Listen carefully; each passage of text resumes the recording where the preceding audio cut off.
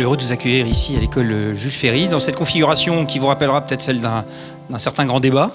C'est pas pour rien finalement, parce que je vous invite ici à venir débattre au fond d'un projet d'une ville qu'on aime tous, puisqu'on est tous là réunis, qui est Suresnes, notre ville.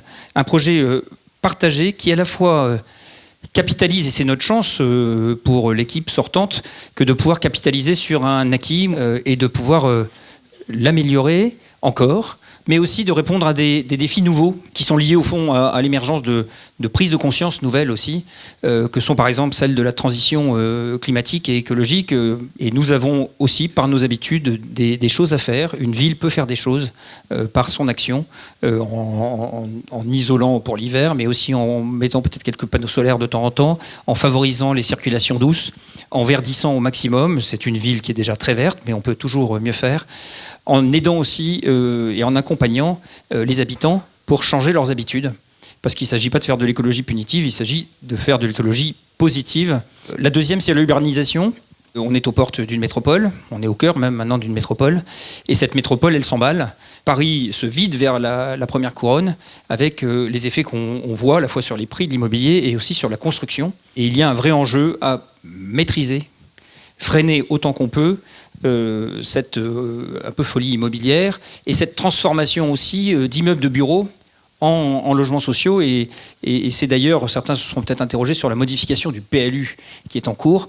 C'est sa principale vocation et objectif, qui est de, chaque fois qu'on construira du logement, on devra construire autant de bureaux. Il y a l'éducation. On est tous évidemment très concernés par l'éducation depuis le plus jeune âge jusqu'à l'orientation des jeunes. Là, c'est un enjeu, et on le sait, on a un sujet entre l'école primaire et la sortie vers l'emploi, qui est le collège, le lycée, dans lequel on a une vraie politique à mener. Alors, ça n'est pas une responsabilité directe de la ville.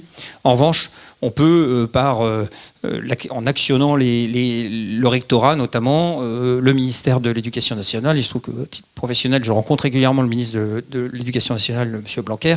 Je l'ai déjà alerté à plusieurs reprises, et on va essayer de redresser la barre pour les collèges et le lycée Paul Langevin notamment. Il y a également dans les grands enjeux la mobilité. On sait qu'on est une ville dans laquelle l'accès à Paris est un sujet. On aura à traiter cette mobilité entre Paris et Suresnes, mais aussi à l'intérieur de la ville, en développant le plus possible des circulations douces, peut-être des expériences aussi de covoiturage. Il y a des tas d'idées sur lesquelles on est très attendu par les habitants, pour essayer de développer des solutions innovantes pour faciliter cet accès à Paris, pour à la fois essayer d'avoir, j'espère rapidement, des tickets de tram qui permettent d'aller jusqu'à Paris, ce qui n'est, comme vous le savez, pas le cas quand on veut les acheter à l'automate, mais aussi de travailler sur des pistes d'un bus à haut niveau de service entre la ville de Suresnes et la Porte Maillot. Je voulais parler de la tranquillité publique, et ce sera un des sujets, d'ailleurs une des thématiques d'aujourd'hui, sur lesquelles je vous invite avec l'urbanisme à débattre.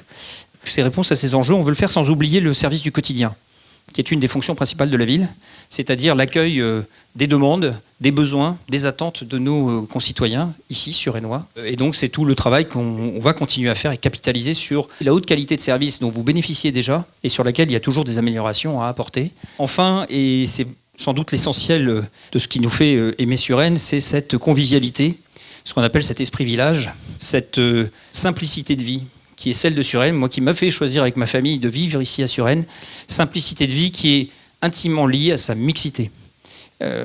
Au fait que nous ayons dans Suresnes, comme dans un village, moi dans le village où j'ai grandi, cette représentation de la société française dans tous ses états, et je pense que c'est un véritable enjeu que de le préserver, et c'est pour ça qu'au cœur de tout cela, il y a aussi la question du logement et de la capacité pour les classes moyennes à pouvoir continuer à vivre à Suresnes. Mais c'est aussi le rassemblement des familles politiques du centre et de la droite qui a fait depuis des années aussi l'écosystème politique apaisé, équilibré et harmonieux qui a été celui de Suresnes.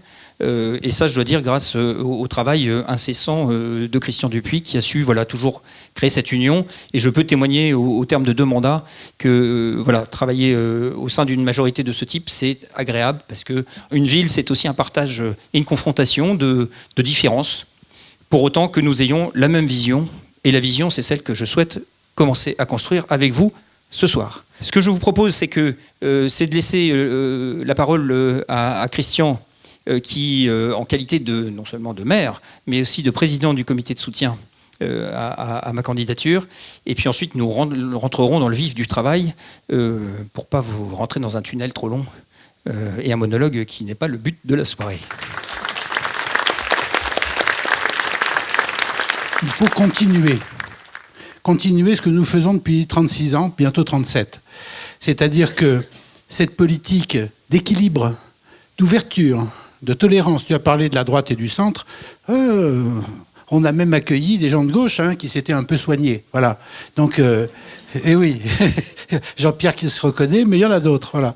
Il faut avoir chevillé au corps la volonté d'aider, d'accompagner, de soutenir. En un mot, aimer les gens, aimer les autres. Et de faire en sorte que cette société, finalement, elle soit plus harmonieuse, plus pacifique, plus apaisée, et qu'on y vive bien tous ensemble. Ne vous laissez pas entraîner par les sirènes de ceux qui parlent du « en même temps ». Nous, le « en même temps », on le fait depuis longtemps.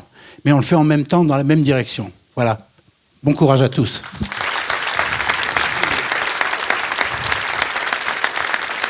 Merci Christian. Pour lancer tout de suite le débat, je vous propose que nous attaquions par la question de l'urbanisme et du logement. Il y a des communautés de communes, il y a le Mont-Valérien, il y a la région, il y a le Grand Paris. Quelle est l'autonomie de l'équipe municipale et de la mairie sur ces problèmes d'urbanisme par rapport aux autres corps administratifs?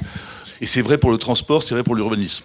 Moi, la crainte que j'ai, c'est que la photo dans 20 ans du boulevard de la de Tassigny, avec des immeubles tout le long, ça me fait un peu peur. Moi, j'aime Suresnes, je suis comme vous. Je m'inquiète un petit peu sur sa future physionomie. On a aujourd'hui, effectivement, sur un même territoire, la région, la métropole du Grand Paris, les établissements publics territoriaux, quelques syndicats intercommunaux et les communes. Et donc aujourd'hui, le PLU, c'est pour ça qu'on le modifie par touches successives, parce que le jour où on veut faire une grande révision du PLU, qui arrivera à un moment ou à un autre, parce qu'on veut freiner, et donc pour freiner, il faut changer notre PLU, le jour où on modifie le PLU, alors là, on rentre dans une grande lessiveuse, organisée par cette espèce de système absurde, qui est le PLUI, intercommunal. Voilà. Alors là, c'est la grande affaire. Alors, on est obligé d'ouvrir tous les PLU des 11 communes. Et cette machinerie du Grand Paris, sa vocation politique, dont je rappelle qu'elle a été mise en place par un gouvernement précédent, qui aurait pu être voté par certains sénateurs, elle a pour vocation d'aller pomper l'argent de l'Ouest pour le mettre à l'Est. Et c'est normal, dans une certaine mesure, que les villes riches financent les villes les plus pauvres. Ça fait partie de la solidarité nationale. Mais il y a des limites. Il y a des limites, et il y a notamment la limite d'abord du trop, et puis il y a la limite de ce qui est fait de cet argent de l'autre côté. Voilà. À Suresnes, nous avons 42 hectares de verdure. Et ça, il faut le préserver. Donc c'est un enjeu de freiner maintenant, d'empêcher parfois la transformation de bureaux en logements. C'est d'ailleurs la modification du PLU qui a été prévue et qui est en débat aujourd'hui. Toute petite précision sur les bureaux. À l'époque, la DATAR et ensuite la préfecture de région nous a imposé progressivement, d'abord pour chaque mètre carré de bureau, 2 mètres carrés de logement, et puis au fil des périodes, de plus en plus, pour arriver jusqu'à 4 mètres carrés 50 de logement pour tout nouveau mètre carré de bureaux construits.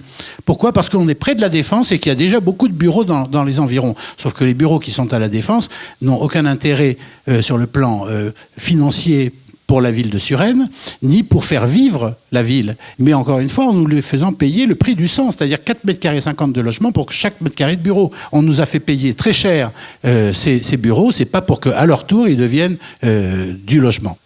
Depuis 1983, on a planté des arbres dans toutes les rues qui n'en avaient pas vu depuis très longtemps. Et je pense notamment tout le quartier du Bas de Suresnes, tout le quartier aujourd'hui appelé Écluse-Belvédère, qui était un quartier d'usine où il n'y avait pas d'arbres. Et donc là, aujourd'hui, vous allez dans toutes les rues où il y a la largeur suffisante, vous avez des arbres d'alignement partout. On a réussi à maîtriser l'urbanisme, on a réussi à empêcher que des immeubles de grande hauteur continuent à être construits à Suresnes, comme ça avait été le cas dans les années 70 et au début des années 80. Et on a fait en sorte que la ville, non pas se transforme, mais qu'elle évolue en préservant son identité et son histoire. Franchement, avoir 30 enfants sur un seul terrain, c'est très compliqué. Comment on pourrait faire éventuellement pour gérer cette augmentation de la population et du coup des personnes pratiquant le sport, qui reste quelque chose de fondamental pour toute personne, avoir un peu plus de terrain, peu importe la discipline sportive. C'est vrai que la vie parisienne fait qu'on a besoin de se dépenser, alors quand on est jeune comme vous, mais aussi quand on est un peu plus âgé comme moi par exemple. On a un très haut niveau d'équipement. Vous avez raison, c'est la raison pour laquelle d'ailleurs on a progressivement construit. On construit, comme vous le savez, un équipement sportif au quartier République en ce moment même, et il y aura d'autres équipements sportifs à construire.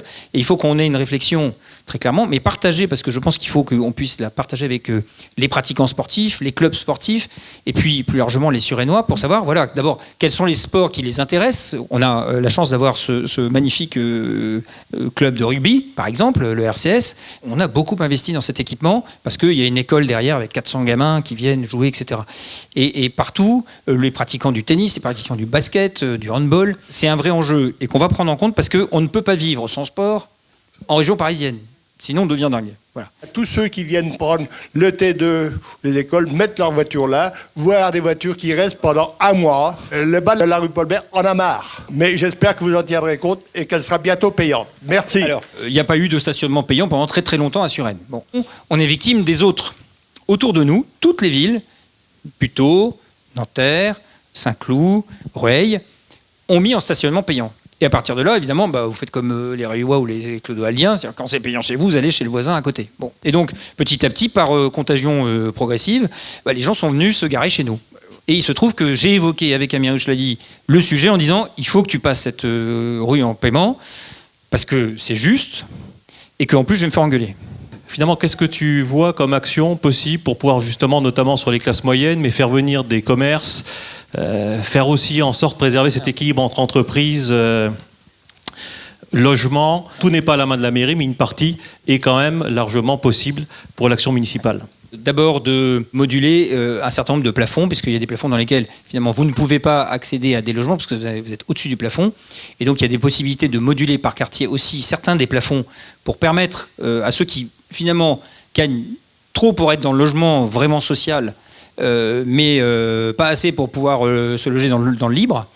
Et ça, il y a des possibilités. Et ça, c'est une discussion que nous aurons sur le fond avec Hauts-de-Seine Habitat, qui a le mérite d'être un seul organisme unique. Et donc, quand on arrive à dealer avec l'office départemental, il y a aussi la possibilité, lorsque on accepte une construction d'immeuble, d'obliger toute une partie qui est accession modérée à la propriété. Et puis, enfin, il y a la possibilité, et l'office départemental l'a fait, de vendre une partie de son patrimoine, ce qui permet à des habitants du parc social d'obtenir un logement avec un prix calculé par les domaines, qui est en général un prix quand même déjà un peu tassé, si je puis dire, et avec en plus un discount de 35% lorsque vous êtes habitant d'un logement social au moment où vous le demandez. Quels sont vos engagements en la matière, notamment sur la taxe foncière, compte tenu de la suppression à venir de la taxe d'habitation ?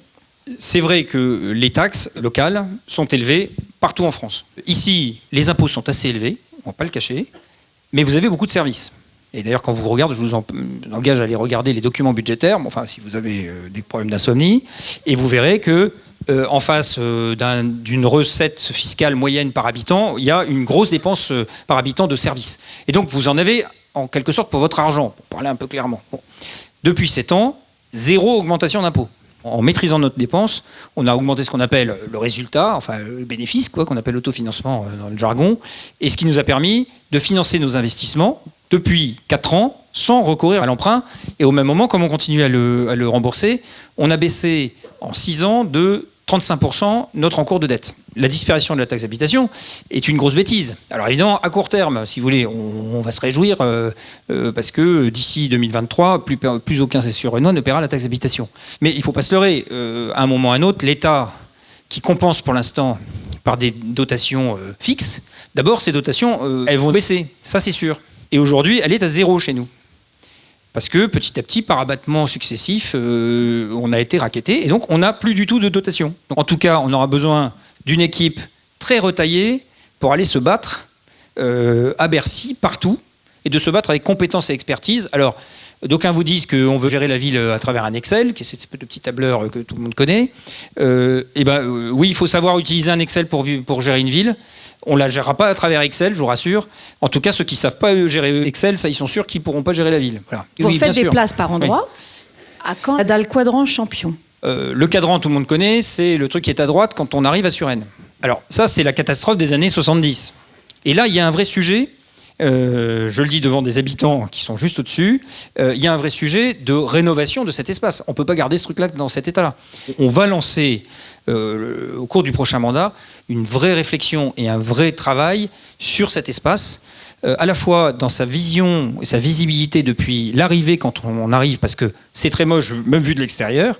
C'est encore plus moche quand on se met dedans, mais il faut confier ça à des vraies équipes, le négocier avec les propriétaires, mais confier à des vrais professionnels qui vous repensent cet espace pour en faire une galerie commerciale qui soit vivable, attractive, parce qu'au fond, il y a du métrage, il y a des circulations. Bon, de toute manière, on en hérite de cette situation, mais on est capable aujourd'hui, avec un peu de savoir-faire, d'en faire quelque chose qui sera peut-être jamais le top du top, mais qui sera quand même autre chose que ce que c'est aujourd'hui, c'est-à-dire un truc où vous n'avez pas trop envie d'aller, quoi. Bon. Je voudrais que nous échangions un peu sur la tranquillité publique. Enfin, autrement dit, en termes plus clairs, la sécurité. On sait qu'il y a, par endroits, des points dans lesquels on a une agglutination, une espèce de fixation d'incivilité qui peuvent aller du bruit tard le soir, etc., jusqu'à des petits trafics rémunérateurs qui, un, sont pas bons du tout pour la santé de nos concitoyens, et deux, sont évidemment générateurs de tas d'autres inconvénients par ailleurs, et ils sont pénalement répréhensibles. Il ne faut pas laisser le truc s'implanter. Jamais. C'est comme un mauvais bobo. Si vous ne le soignez pas, il se développe et il finit par vous faire un bel abcès. Et après, il faut des interventions beaucoup plus lourdes. Et donc, c'est comment on leur tend la main assez à temps, avant les bêtises, pour leur dire, écoutez, voilà, on va vous emmener ailleurs, pas dans l'endroit dans lequel vous êtes en train de vous ensabler. Et puis, vous savez, nous avons ici 25 agents qui assurent la présence sur le terrain, dans les fameuses voitures que vous voulez tourner, de 6h45 ou 6h25 du matin à 2h du matin, donc c'est une assez grosse amplitude, avec des brigades de nuit qu'on a créées il y a 3 ou 4 ans. Vous avez un centre de surveillance avec 90 caméras réparties sur l'ensemble du territoire en extérieur, 150 en intérieur pour les endroits qui sont des endroits sécurisés, des tunnels, des ascenseurs, des trucs. Donc on a un équipement, on essaie de le développer, de le moderniser au fur et à mesure. Il faut aussi des espaces de liberté pour tous dans une vie. Et en même temps, il faut savoir traiter les endroits où il y a des problèmes. Et donc, voilà. On a apporté déjà une première série de réponses très rapidement. On a remplacé les caméras. On est en train de mettre les chicanes pour les scooters. La police municipale passe une fois par jour. Ce sont des sujets qui se traitent avec la police nationale. Et donc, il faut leur laisser le temps d'y travailler. Mais la police municipale n'est pas outillée du tout pour gérer ce genre d'opération. Les problèmes de civisme, alors j'habite le quartier République, ce qui concerne la saleté de nos rues, avec des poubelles alimentaires qui sont déposées à même la rue. Je ne sais pas si on peut envisager des choses efficaces, parce que ça fait un bon moment que ça dure. On a des problèmes d'incivisme en matière de gestion des ordures et d'ailleurs plus largement même d'encombrants. Il y a les gens qui sont pas éduqués à ça. Donc à qui il faut expliquer que, et quand on les attrape, c'est mettre un PV. Quand vous faites, si votre chien fait une crotte de chien sur un trottoir, en dehors de, vous ramassez pas, c'est 35 €. Et ben, si vous déposez une poubelle sauvage sans faire gaffe, vous êtes verbalisable. Et donc il faut verbaliser.